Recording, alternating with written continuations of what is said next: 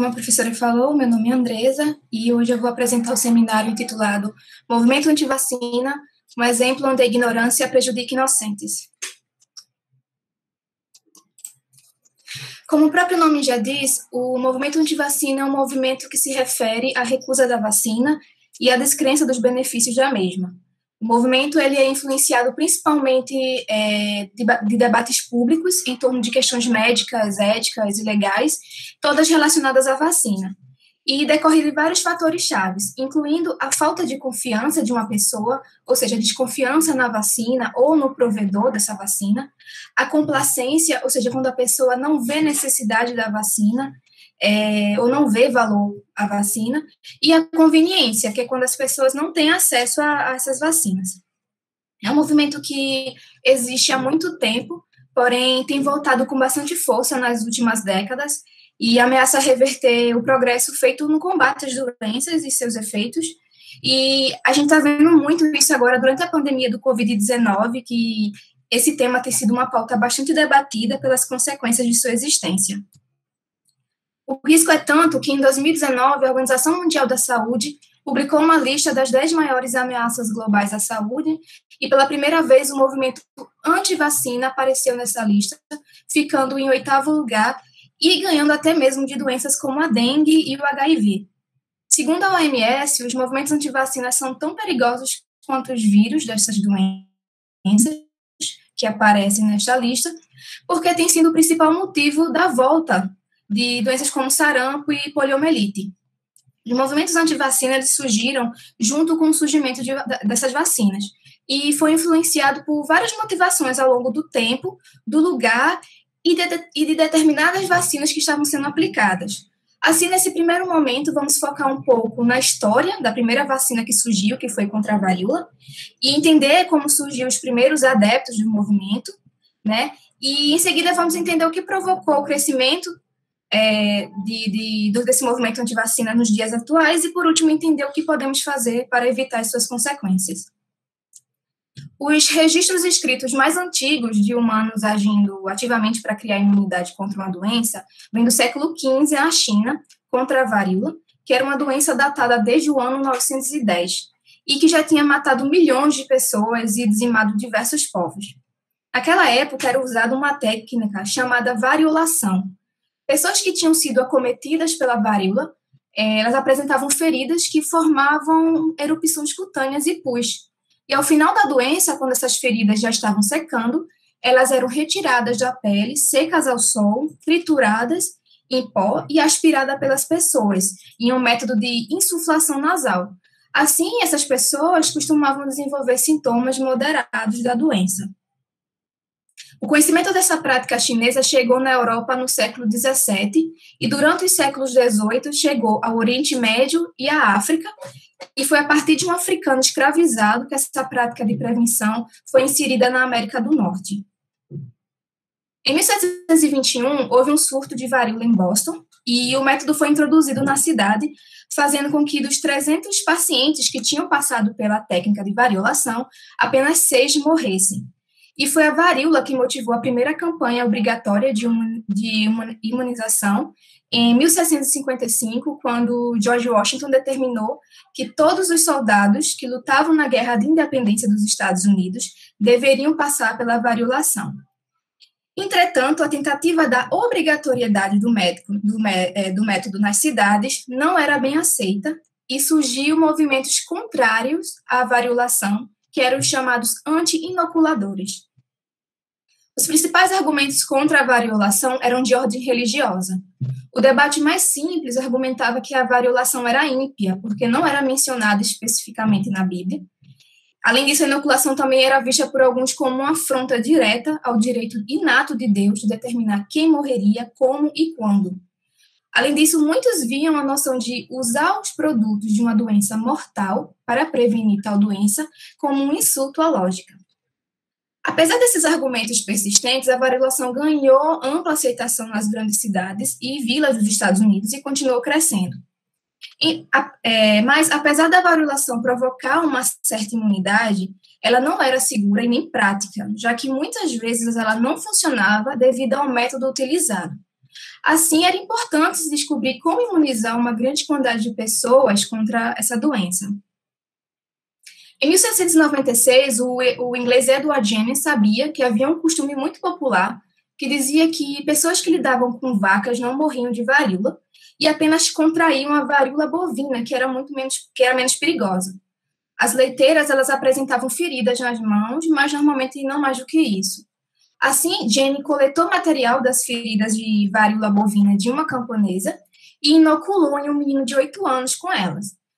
O garoto ficou doente, mas ele se recuperou rapidamente. Depois, Jenny inoculou o menino com varíola humana e ele não desenvolveu nenhum sintoma.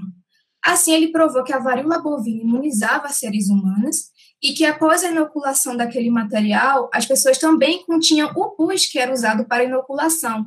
Assim, cada indivíduo que era submetido a essa técnica, que pouco depois foi chamada de vacina, naturalmente se tornava produtor dessa vacina. Ou seja, essa proteção poderia ser transmitida de uma pessoa para outra. E em 1803, na primeira reunião da Royal Society, surgiu o termo vacina, do latim vaccine, que significa da vaca ou relativo à vaca. No começo do século XIX, já havia uma grande campanha de vacinação, mas apenas em países da Europa. De 1813 a 1812, aconteceu a expedição de vacina real e filantrópica pela América do Sul, que foi realizada levando a vacinação contra a varíola às colônias espanholas.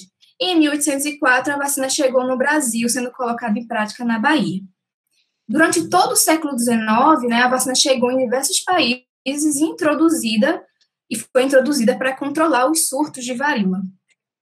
Em 1840, o governo britânico proibiu a variolação e determinou que a vacinação seria fornecida para todos que desejassem. E em 1885, Louis Pasteur, que foi um grande nome no desenvolvimento e entendimento das vacinas, desenvolveu vacinas para outras doenças, como, por exemplo, o carbúnculo e a raiva. E a partir do final do século XIX, as vacinas foram consideradas uma questão de prestígio nacional. Havia diversas políticas nacionais de vacinação, elas foram adotadas e leis de vacinação obrigatória foram aprovadas. Porém, embora a vacinação fosse muito mais segura do que a prática anterior e a varíola ainda fosse uma doença que ainda matava milhões de pessoas, surgiu muitos opositores em todo o mundo. Grande parte da resistência no século XIX ocorreu pois tomar a vacina contra a varíola no Reino Unido era obrigatória. Você tinha que vacinar seus filhos ou seria multado. No começo do século XIX, ainda havia muitas informações erradas sobre a variolação e ainda mais sobre a introdução da vacina. A introdução da vacina na medicina humana parecia ser muito irracional e era um dos pontos principais feitos contra a vacinação por seus oponentes. Não se pode dizer que o medo da população nessa época era de todo um absurdo. Na época, a ciência era incapaz de explicar como a vacina protegia as pessoas, se desconhecia sobre os termos de vírus e o sistema imunológico, não se sabia que, ao introduzir-se um vírus enfraquecido no organismo, a própria pessoa passava a produzir anticorpos contra essa doença. Além disso, devido à resistência, em contraste com a necessidade das pessoas terem que ser vacinadas para diminuir os casos de varíola, os avanços na medicina também incluíam práticas condenáveis, como testes de novas vacinas em pessoas que não sabiam nem consentiam em serem vacinadas.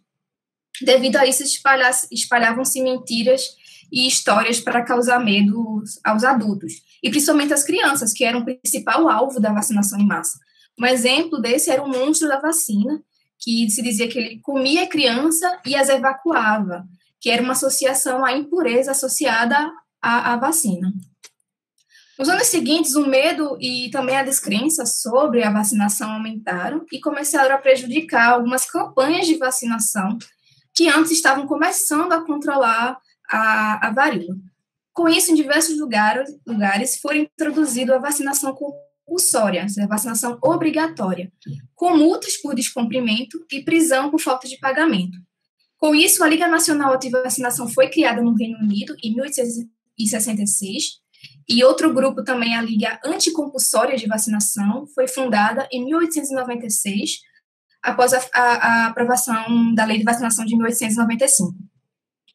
E esses grupos tiveram muito apoio até o final do século XIX, sendo o motivo principal a falta de conhecimento sobre o que, a longo prazo, essas vacinas poderiam causar no corpo das pessoas. Porém, apesar do medo de muitos, ainda no começo do século XX, o sucesso da vacina contra a varíola começou a ser relatado em vários lugares, e a eficácia da vacina era cada vez mais comprovada e vista a olhos nus. E foi durante o século XX que a informação sobre a vacina e seu funcionamento se expandiu para o mundo. Entretanto, os movimentos de antivacinação ressurgiram com muita força no final do século XX, principalmente sendo suportado a estudos falsos e mal intencionados, ou até encomendados por outras pessoas com intenções pessoais e principalmente financeiras. Algumas sociedades antivacinas surgiram principalmente nos Estados Unidos e travavam várias batalhas judiciais para derrubar as leis de vacinação obrigatória nos estados. A Anti-Vaccination League of America, que foi uma das mais importantes nos Estados Unidos, eles alegavam que a varíola não se propagava por contágio, mas sim pela sujeira. E não havia nenhuma prova sobre essa afirmação, já que em lugares com saneamento insalubre, os casos de varíola caíram após a vacinação. Mas este se tornou um argumento muito popular dos antivacinas e prejudicou o entendimento da vacinação. Um exemplo disso aconteceu aqui no Brasil. No Brasil, nessa época, a vacinação ainda causava muito medo e insegurança. Em 1900, o Rio de Janeiro ele sofria com uma falta de saneamento básico, apresentavam ruas cheias de lixo e tratamento de água e de esgoto ineficientes, e, além disso, o estado sofria uma série de epidemias, como febre amarela, varíola e peste bubônica. Neste contexto, como muitos acreditavam que as epidemias estavam associadas à sujeira, o então presidente da República, o Francisco Rodrigues, deu início a diversas medidas para melhorar o saneamento e reurbanizar o Rio de Janeiro. Isso já causou bastante turbulência entre a população e o governo, porque essas mudanças não eram feitas de forma pacífica. E em 1904, por influência de um médico e sanitarista, Oswaldo Cruz, que era responsável por estar eliminando algumas das epidemias que assolavam a cidade, por exemplo, a febre amarela, né? Por influência do médico, o Congresso aprovou uma lei tornando obrigatória a vacinação. Com isso, as brigadas sanitárias começaram a entrar na casa das pessoas e vaciná-las à força. E muitas pessoas que moravam em lugares insalubres tiveram suas casas demolidas. O conflito tomou proporções gigantescas e as pessoas foram para a rua protestar, e os protestos ficaram conhecidos como a Revolta da Vacina. Em menos de 2 semanas, houve 30 mortos, 110 feridos, além de várias pessoas que foram presas e deportadas. Diante de uma intensa pressão popular, o presidente revogou a lei da vacinação, que deixava de ser obrigatória. Porém, quem quisesse trabalhar, casar e estudar precisava se vacinar. A situação mudou em 1908, quando houve um novo surto de varíola na cidade, e muitas pessoas, vendo que quem tinha tomado a vacina não tinha a doença ou tinha uma forma muito mais leve, fizeram um movimento contrário da revolta da vacina, e muitos buscaram por ela sem que a lei as obrigassem. E assim a varíola foi sendo erradicada. Ao longo dos anos seguintes, devido ao aumento da oposição à vacina, as campanhas de vacinação eram desordenadas e faziam com que a varíola continuasse aparecendo. E foi através de ações organizadas que, no final da década de 60, a OMS iniciou uma campanha internacional de erradicação da varíola por meio da vacinação em massa. No Brasil, o último caso foi registrado em 1791, e em 1980, a OMS declarou que o mundo estava finalmente livre da doença, e a varíola foi a primeira doença completamente erradicada do mundo.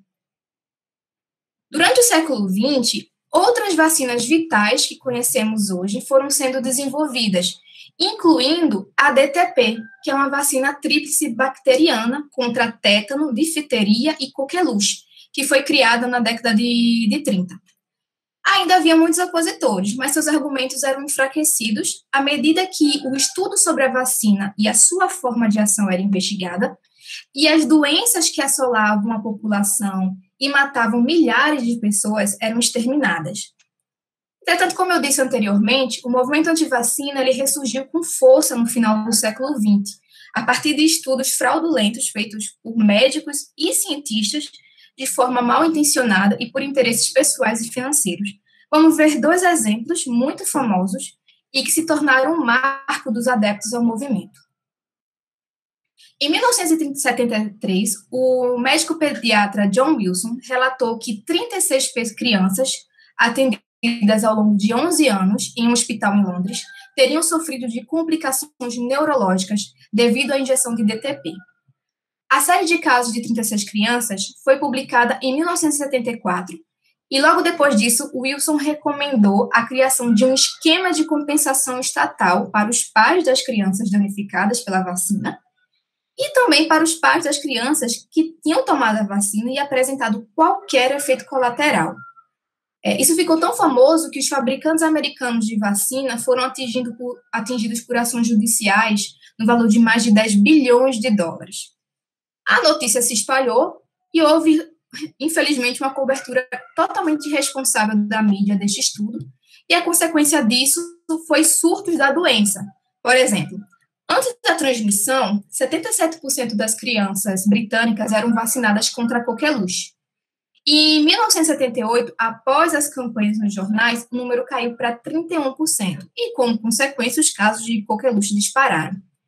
Em 1978, havia quase 67 mil casos notificados. E em uma epidemia no final da década, 36 bebês morreram e pelo menos 17 ficaram com o cérebro esquerdo danificado devido a espasmos de engasgo e ânsia de vômito. Embora muitos acreditem que esses números foram muito subnotificados. Essa associação da doença com a vacina também se espalhou de país para país, e houve surtos de coqueluche e muitas mortes também no Japão, Suécia e País de Gales. Com os surtos crescentes, houve uma investigação aprofundada do caso e descobriu-se que das 3 dúzias de vítimas, das vítimas da vacina relatadas por Wilson, 8 delas nem tinham tomado a vacina. Em 16 casos, havia uma causa alternativa razoável. Por exemplo, uma criança teve uma pancada na cabeça, outra se recuperou.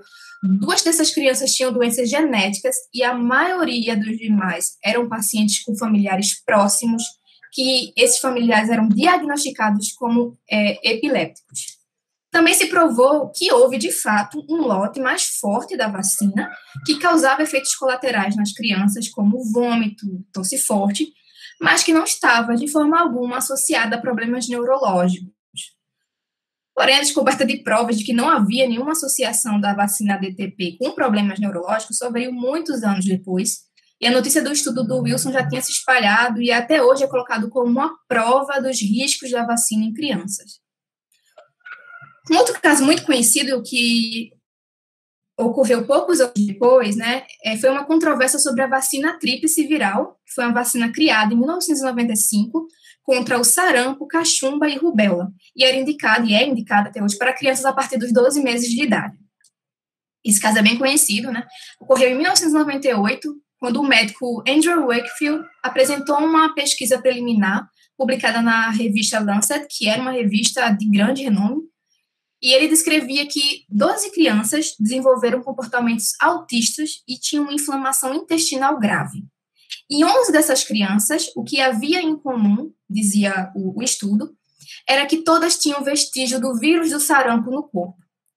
Wakefield levantou, então, a possibilidade de um vínculo casual desses problemas com a vacina tríplice. No artigo, não se dizia explicitamente que a vacina causava autismo, mas foi assim que o público e a mídia interpretou, e Wakefield nunca contrariou essa afirmação. Centenas de cientistas na época começaram a querer fazer experimentos para tentar, obviamente, obter os mesmos resultados apresentados, mas todos refutaram a hipótese de Wakefield. Porém, com a divulgação da mídia, a taxa de vacinação em Londres caiu a 79% naquele ano. A notícia chegou em outros países, ocorreu um desastre de saúde pública mundial, essa história se espalhou para os Estados Unidos. Muitas mães se recusavam a vacinar seus filhos por medo de que as crianças desenvolvessem o autismo.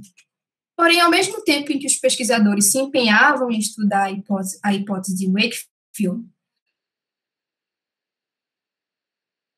vários trabalhos jornalísticos fizeram sobre o caso e eles foi crucial para essa história. 8 anos após a publicação do artigo do Wakefield, um jornalista investigativo chamado Brian Deere, do The Sunday Times, relatou que o Wakefield havia manipulado dados de pacientes e religação da vacina com o autismo. Um artigo de 2011 no British Medical Journal descreveu como esses dados do estudo foram falsificados para que chegasse a uma conclusão predeterminada. Wakefield contava que as famílias pesquisadas no trabalho dele o procuraram por vontade própria, mas se descobriu que todas elas chegaram a ele por meio de um advogado que era especializado em danos corporais e estava preparando um processo contra os fabricantes da vacina, esse processo. E ele recebeu centenas de milhares de libras desse advogado antivacina para fazer sua pesquisa, criando um mercado de processos contra a vacina no Reino Unido e também nos Estados Unidos, que, para recrutar clientes em ações milionárias, criam esses boatos, e esses boatos se repetem até o dia de hoje, né? Então, assim se descobriu que o estudo era uma fraude. Não é nem que o estudo tinha sido mal feito ou que passou um erro despercebido. Não, foi comprovado que o estudo era completamente uma fraude, não havia nenhum dado científico ali. Em 2010, o Conselho Geral de Medicina do Reino Unido classificou o comportamento de Wakefield como desonesto, irresponsável e antiético. Ele teve seu registro médico cancelado e, no mesmo ano, a Lancet se retratou de todo o artigo. Entretanto, Wakefield continuou alegando a relação entre vacina e o autismo e começou a ter muitos seguidores acreditando em seu estudo. Até hoje, os grupos antivacinas argumentam a associação da vacina tríplice com o autismo, né? Inclusive, esse estudo é considerado como o principal culpado do crescimento dos adeptos ao movimento antivacina no final do século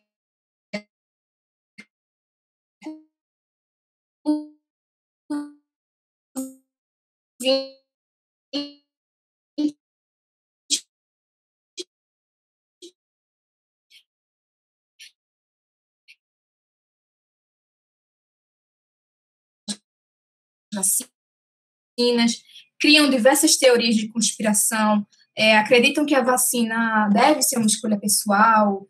Além disso, eles acreditam muito em medicinas alternativas, que muitas vezes são duvidosas e falsas, né?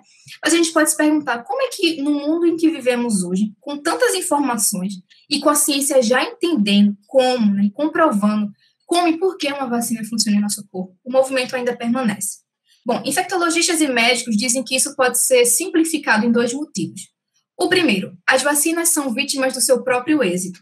O sucesso das vacinas fizeram com que as pessoas esquecessem da gravidade das doenças que elas preveniam. Por exemplo, hoje em dia a gente vive com uma geração de pessoas que não tiveram nenhum contato com varíola, com pólio e até mesmo com sarampo, né? Há pessoas que, inclusive, acreditam que a varíola nunca existiu ou que não foi tudo isso. Nesse ponto, o que acontece é que os pais podem sentir que não tem nada a perder por não vacinar seus filhos, né? E, inclusive, muitos acham que os efeitos colaterais que a vacina pode causar são piores do que as doenças que elas previnem. A segunda motivação é que os movimentos anti-vacina passaram a ter algo que não era comum antigamente, um mecanismo de divulgação rápido e acessível a todos. Da mesma forma que a mídia e as redes sociais podem beneficiar as pessoas, levando informação confiável de forma rápida, há um outro lado dessa moeda, né? Que é quando informações são divulgadas de forma irresponsável pela mídia, ou até mesmo por profissionais de saúde que publicam matérias sensacionalistas, desprovidas de qualquer dado comprobatório e sem nenhuma evidência científica, e isso pode ter um enorme prejuízo, né? Chegando, inclusive, a comprometer, como tem comprometido, os esforços dos programas de imunização. E isso acontece com muita frequência em todo o mundo nos dias atuais. As maiores plataformas utilizadas pelo movimento são o YouTube e o Instagram. A gente vai ver um pouco mais à frente que o WhatsApp e o Telegram também são os principais meios que muitos usam para divulgar mentiras e notícias falsas sobre a vacina. O surto de sarampo na Europa ele serve como um excelente exemplo de uma doença imunoprevenível em descontrole em países desenvolvidos, onde não há falta de vacina nem dificuldades logísticas para imunizar as pessoas. Em 2018, mais de 41 mil pessoas na Europa foram infectadas pelo sarampo, segundo um alerta emitido pela OMS, e com esse surto, mais de 37 pessoas morreram no continente europeu apenas nos primeiros 6 meses de 2018. Um dos principais responsáveis por essa situação foi a disseminação de informações sensacionalistas por parte da mídia, né? A Ucrânia, por exemplo, foi o país mais atingido no surto de sarampo na Europa, e ele teve mais de 23 mil casos confirmados, e muitos atribuem isso à confiança do público nesse país, que foi muito abalado em 2016, né, depois da morte de uma adolescente que se vacinou contra sarampo. Apesar da morte não ter sido causada pela vacina, né, houve um se provou o governo a interromper a campanha de vacinação na época. Desde 2013, a cobertura de vacinação para doenças como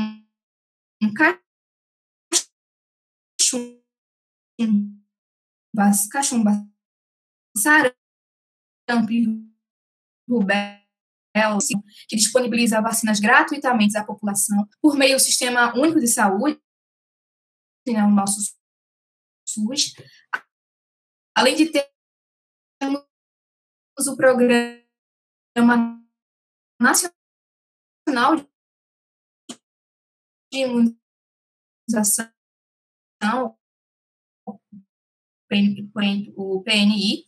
Entretanto, infelizmente, no entanto, em 2018, o país registrou a pior taxa de imunização da doença nos últimos 12 anos, tendo um total de 64%, né, contra uma meta que seria de 95%. Algo parecido também aconteceu com a cobertura da primeira dose da vacina tríplice, que ainda há muita disseminação de informações de que essa vacina causa autismo em crianças. Bom, o que o governo mais teme é que a redução de pessoas vacinadas crie indivíduos que sejam suscetíveis a doenças antigas que já estavam sendo controladas no país. Né? E em um grupo como esse, a presença de apenas uma pessoa infectada poderia causar um surto de grandes proporções. Os principais motivos para a drástica queda nas taxas de vacinação do nosso país são o desabastecimento de vacinas essenciais, né, municípios com menos recursos para gerir programas de imunização, e, em sua maioria, os pais que se recusam na vacina. As vacinas disponíveis contra a Covid-19 também se tornaram alvo desses grupos, ao ver o monitoramento das principais notícias no mês de março e abril de 2020 sobre os termos coronavírus ou Covid-19 relacionados ao termo fake news, observa-se que com o aumento da divulgação de notícias falsas, ou seja, em blogs ou em redes sociais, os casos de Covid também aumentaram, uma vez que as pessoas já não acreditavam no perigo da doença.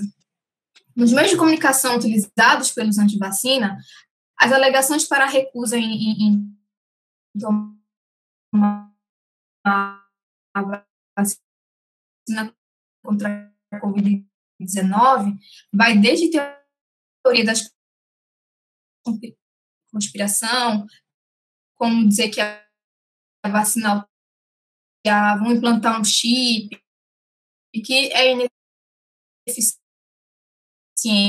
e oferecem referências e estudos seguros sobre o tema.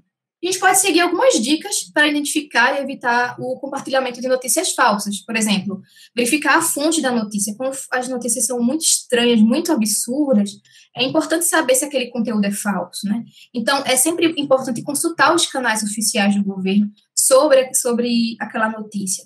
Outra coisa, leia o texto completo. Muitos conteúdos falsos podem ser publicados com títulos ou subtítulos muito sensacionalistas, que é completamente fora de contexto do que está sendo abordado. Outra coisa é observar a data de publicação. Né? Notícias desatualizadas costumam ser utilizadas como embasamento para fake news.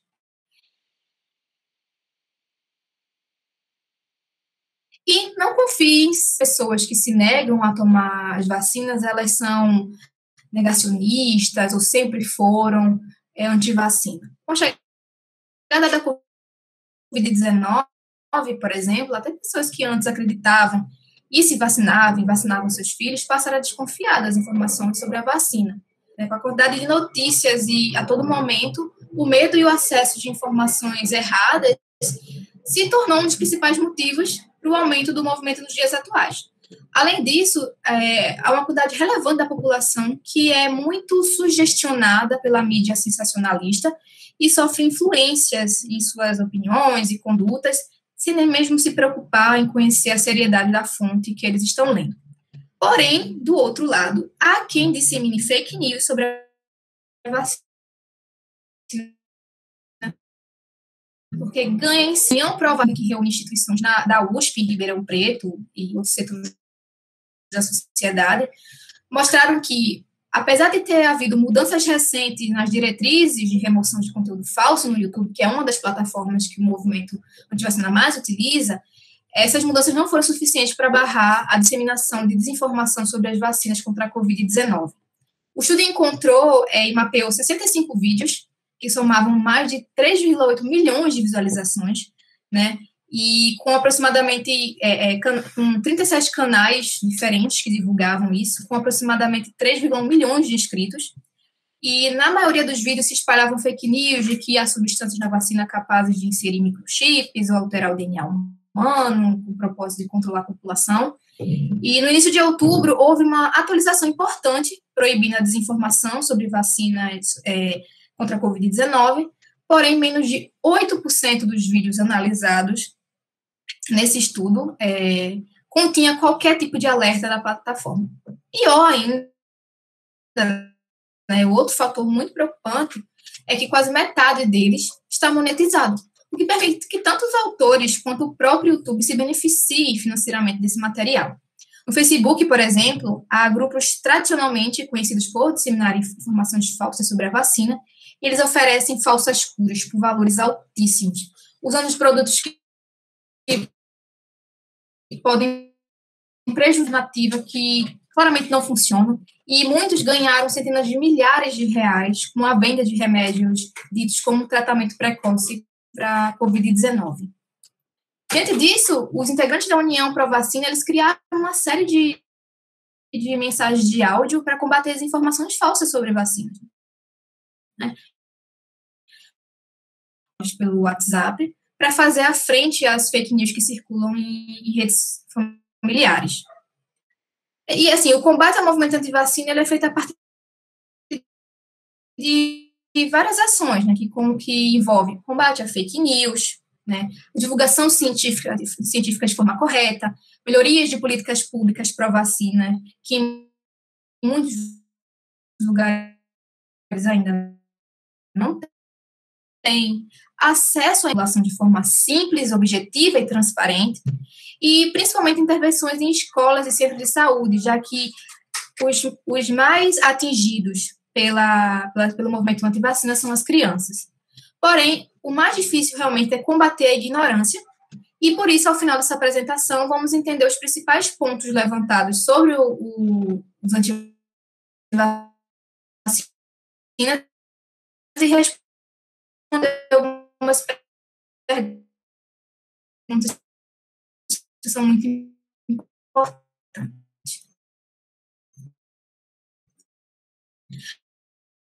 A primeira vacinação segura no nosso organismo. Os três principais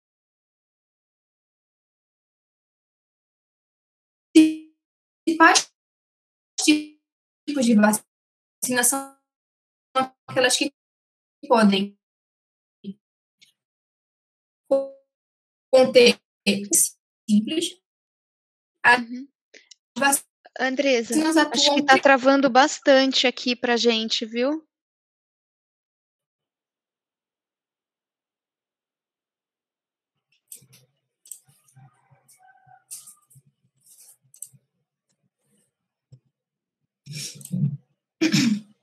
Volta só um minutinho na hora que você começou a falar do slide anterior. Que travou, acho que para todo mundo. Mais um. Qual slide? Esse daí, esse slide. Aqui? Não. Mantenha a câmera fechada daqui para frente. Tá, eu vou deixar fechada. Tá fechada, slide, né? Aqui tá Pro anti-vax aí. Tá? Tá bom. Como eu estava dizendo, o combate ao movimento anti-vacina, ele pode ser feito a partir de várias ações, que elas podem envolver o combate a fake news, né, a divulgação científica, que é muito importante, melhorias de políticas públicas pró-vacina, acesso à informação, transparência com a população, ou seja, que médicos ou cientistas conversem com a população de forma clara, simples de saúde, já que os mais prejudicados, né, por isso, ao final dessa apresentação que eu estou fazendo agora, a gente vai entender os principais pontos levantados sobre os antivacinas e responder algumas perguntas que são importantes. Primeiro, as vacinas são seguras? Um dos pontos principais é que as vacinas não são seguras. E para entender um pouco sobre isso, a gente tem que ter em conta como a vacina funciona no nosso organismo. Os 3 principais tipos de vacina são aquelas que podem conter o vírus inatível. Simples, o que acontece é que as vacinas treinam e preparam as defesas naturais do corpo para reconhecer e combater vírus e bactérias. Então, quando o nosso corpo ele é exposto a vacinas que contêm essas formas atenuadas do patógeno, por exemplo, é iniciado a resposta imune do nosso corpo, onde os glóbulos brancos, os linfócitos, eles produzem anticorpos que se ligam ao vírus para impedir que eles infectem nossas células. Algumas vacinas requerem várias doses para permitir que a produção de anticorpos seja feita e permite também a produção de anticorpos de longa vida e o desenvolvimento de células de memória para a defesa do corpo seja feita de forma ágil e eficaz se o vírus, né, se a doença de verdade, a gente tiver essa doença de verdade, né? Assim, é importante frisar que a vacina ela não irá causar a doença, né? E a produção da vacina, ela passa por uma série de estudos e numerosos testes que são feitos, isso tudo antes de se pensar em ser colocada no mercado, né? O que a torna segura e eficaz para o uso. Então, para quem quiser entender um pouco sobre como é realizada a produção e distribuição das vacinas, pode acessar ao Guia dos Entusiastas da Ciência neste link aqui, que eu coloquei aqui embaixo. Mas, bom, como ocorre em qualquer tratamento médico, qualquer medicamento, as vacinas podem causar, sim, efeitos colaterais, como, por exemplo, febre, reações alérgicas, náusea, dores no corpo, né? Portanto, é importante ter em mente que os efeitos colaterais das vacinas são muito menores do que as doenças podem provocar. Além disso, existem alguns grupos de pessoas que não devem tomar algumas vacinas. São essas pessoas que têm imunodeficiência desde a infância, por exemplo, indivíduos com doenças autoimunes, que tomam corticoides, né? Ou pacientes que têm imunidade diminuída por causa de uma outra enfermidade. A vacina ela é segura. A vacina causa autismo? Bom, como a gente viu anteriormente, na época da divulgação do artigo do realizaram estudos e todos concluíam que não havia nenhuma ligação entre a vacina tríplice ou qualquer outra com o autismo. No entanto, o movimento anti-vacina ele continuou promovendo desinformação e ligando a vacina ao autismo. E para se ter uma ideia de como ainda há hoje em dia muita preocupação para comprovar se a vacina está ou não ligada ao autismo, a gente tem um exemplo de um estudo para a gente comparar. O estudo do Wakefield dizia que a vacina estava relacionada ao autismo por causa de 11 pacientes.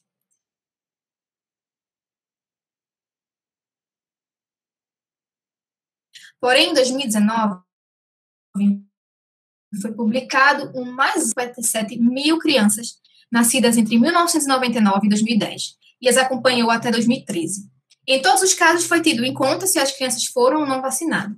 Neste período, 6.500 crianças foram diagnosticadas com autismo e não foi observada nenhuma diferença entre as crianças vacinadas e as não vacinadas.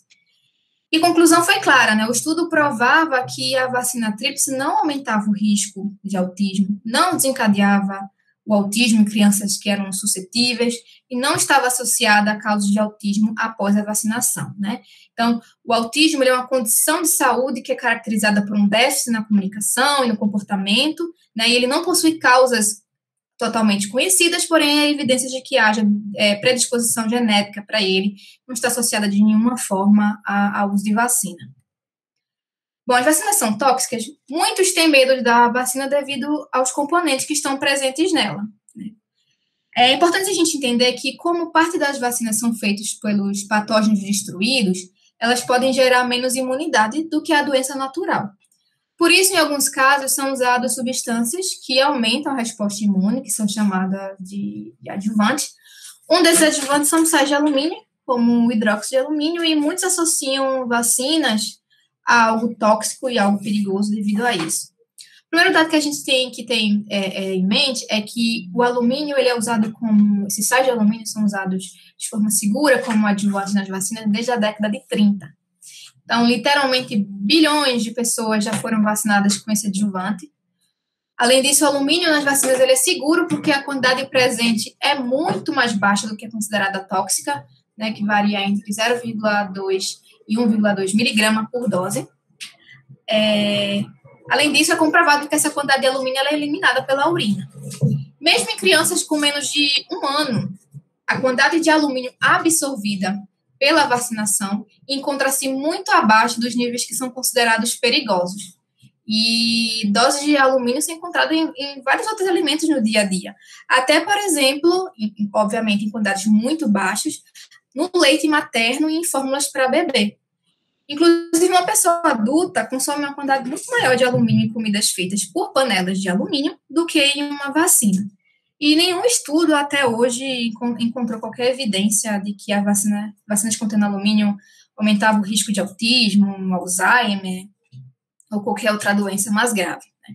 Outras substâncias usadas para destruir o patógeno, como o formaldeído, também podem estar presentes em vacinas, mas também todas em quantidade muito baixas para serem perigosas. Então, não, a vacina não é tóxica. E o último ponto, que eu acho que talvez seja, para mim, um dos mais importantes, é se tomar ou não a vacina é uma escolha pessoal. Porque o principal ponto levantado no movimento anti-vacina desde o início, que a gente viu aqui, é que a vacinação deveria ser algo pessoal e que o contrário disso pode tirar o livre-arbítrio das pessoas. Mas aí tem que se perguntar, será que essa escolha só atinge a quem quer ou não se vacinar, né? Quando alguém é vacinado, ele fica protegido contra a doença ou ele tem uma forma mais leve dos efeitos dessa doença. Mas como a gente viu anteriormente, nem todas as pessoas são vacinadas. Além das que têm algum tipo de impedimento médico, também temos crianças que, quando muito novas, e ainda, obviamente, não podem tomar nenhum tipo de vacina, elas ficam expostas a essas doenças. Entretanto, é visto que essas pessoas podem ficar protegidas, né? Essas pessoas que não podem tomar vacina, elas podem ficar protegidas se viverem entre outras que estejam vacinadas. A isso se chama a imunidade de rebanho. A imunidade de rebanho, quanto mais pessoas estiverem vacinadas na comunidade, mais o agente patogênico tem dificuldade em circular, porque a maioria das pessoas que ele encontra estão imunizadas. A gente pode entender um pouco melhor sobre isso de forma simples, né? Imagina um grupo onde ninguém foi vacinado para uma determinada doença. Se alguém pega a doença, é muito mais fácil que o micro-organismo infecte as outras pessoas. Isso realmente vai acontecer. Entretanto, quando a maioria das pessoas de uma comunidade está vacinada e protegida, as que não se vacinaram ficam diretamente Porque as pessoas vacinadas formam uma barreira que impede a imunização, impede indiretamente a transmissão do micro-organismo, mas isso só funciona se muitas pessoas, 5% das pessoas estejam vacinadas. Portanto, se essa porcentagem de vacinação cai, o vírus volta a circular e infecta mais pessoas, né? Então, assim, não se vacinar não põe apenas a sua vida em risco, mas de toda a sua comunidade e além dela, né? Se vacinar é uma questão de saúde pública e é uma responsabilidade e, portanto, não é uma escolha individual. Assim, a gente pode entender quanto esse movimento é perigoso para as pessoas e o quanto ele é importante conscientizar a população, fazer campanhas e nessas campanhas explicar que não se vacinar pode colocar a vida de outras pessoas em risco, né? E a gente tem que entender que, na maioria das vezes, as pessoas que são anti-vacina são pessoas que têm medo e poucas realmente são mal intencionadas, né, como a gente viu durante essa apresentação, ou pessoas que, por algum motivo, acham que as sequelas das vacinas podem ser, sim, muito mais graves do que seria a doença. E o nosso trabalho como cientistas é importantíssimo para explicar para essas pessoas quais são esses perigos e, principalmente, quais são os riscos de não se vacinar, né? É importante explicar os riscos das vacinas, mas é principalmente importante explicar quais são os riscos de não se vacinar e não vacinar seus filhos, que coloca toda a população em risco. Então, se vacinem. Foi isso. Muito obrigada. Desculpe pelas travadas, que a internet aqui não é muito boa.